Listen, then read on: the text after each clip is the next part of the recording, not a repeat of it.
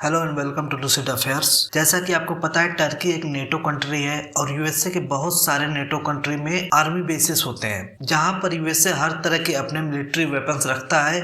Even nuclear weapon भी रख सकता है और रखता भी है। इसी तरह एक यूएसए का मिलिट्री बेस था टर्की में। वहां पर कुछ इंसेन इंसिडेंट हुआ है। हजारों के नंबर में प्रो पैलेस्टाइन सपोर्टर्स यूएसए के आर्मी बेस में घुस गए और पुलिस को इनको रोकने में काफी मशक्कत करनी पड़ी। हालांकि अभी तक किसी भी तरह के वेपन का डिस्ट्रॉय होना या इस भीड़ के हाथ लगने का कोई अभी तक रिपोर्ट नहीं आया है। बट ये बड़ी बात है कि किसी यूएसए के आर्मी बेस पे इतने सारे लोगों का इतनी अंदर तक घुस जाना, जबकि ये बेस ऐसा नहीं था कि किसी सिटी या टाउन में है, ये एक खाली जगह पे था दूर। फिर भी इतने सारे लोगों का इतनी जल्दी इस बेस में एंट्री कर लेना कहीं न कहीं टर्की गवर्नमेंट पे सवाल उठाता है। तो इसी बात को आज हम डिस्कस करेंगे कि प्रो पैलेस्टाइन सपोर्टर क्यों टर्की में ही यूएसए के बेस में गए और किसी कंट्री में क्यों नहीं ऐसा प्रोटेस्ट देखने को मिला। यूएसए के किसी भी हाई कमिश्नर बिल्डिंग या किसी भी कॉन्सुलेट में इस तरह का प्रोटेस्ट नहीं देखा गया, किसी भी देश में भी। तो देखिए, हाल ही में इजराइल और टर्की के बीच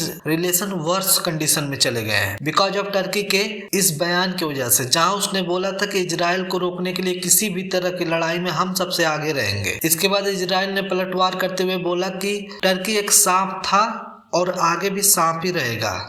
बस इतना उसमें फर्क आ गया है कि अब इस सांप का जहर बढ़ गया है। इजराइल के इस तरह के बयान के बाद दोनों देश के डिप्लोमेटिक रिश्ते और भी खराब हो गए और इजराइल ने टर्की के डिप्लोमेट को डिपोर्ट कर दिया और अपने डिप्लोमेट को वापस बुला लिया। और आप आगे देखेंगे कि इजराइल और टर्की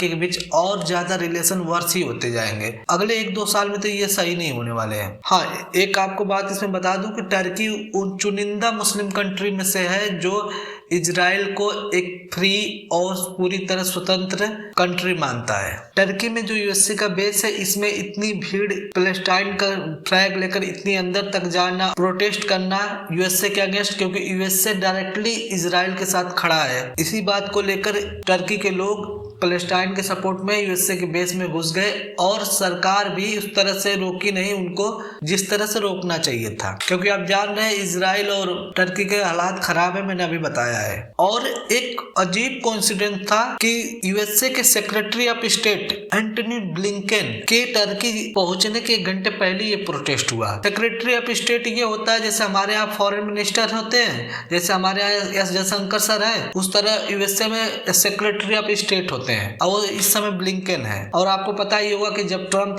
प्रेसिडेंट थे तो उस समय Mike Pompeo secretary of state थे, तो इस समय ब्लिंकन है। अब ब्लिंकन टर्की पहुंचने वाले थे इजराइल हमास के वार को डिस्कस करने, बट उससे पहले ये भीड़ एंटर कर गई यूएसए के बेस में। खैर, काफी मशक्कत के बाद उनको रोक लिया गया। और इसमें आप पूछेंगे कि ये इजराइल सांप क्यों बोल रहा है टर्की को, मतलब और कुछ बोल सकते थे किसी भी तरह से। देखिए, ओवर द ईयर टर्की ने काफी साथ दिया इजराइल का और इजराइल को एक कंट्री माना है। अभी तक पाकिस्तान, सऊदी अरेबिया ये सब इजराइल को रिकॉग्नाइज नहीं करती हैं as a country, but Turkey एक नेटो कंट्री है और नेटो कंट्री में जानते हैं प्रो वेस्ट सिस्टम चलता है ज्यादा, इसलिए टर्की को करना पड़ा। इवन वो नहीं करना चाहता रहा होगा बट करना पड़ा था। तो देखिए, अभी इजराइल और हमास वार में काफी अपडेट आएंगी और काफी लंबा चलेगा। अभी ये वॉर रुकने वाली नहीं है, ठीक है। तो इस पे अपडेटेड वीडियो मैं लाता रहूंगा। That's all in this video. Thank you for watching.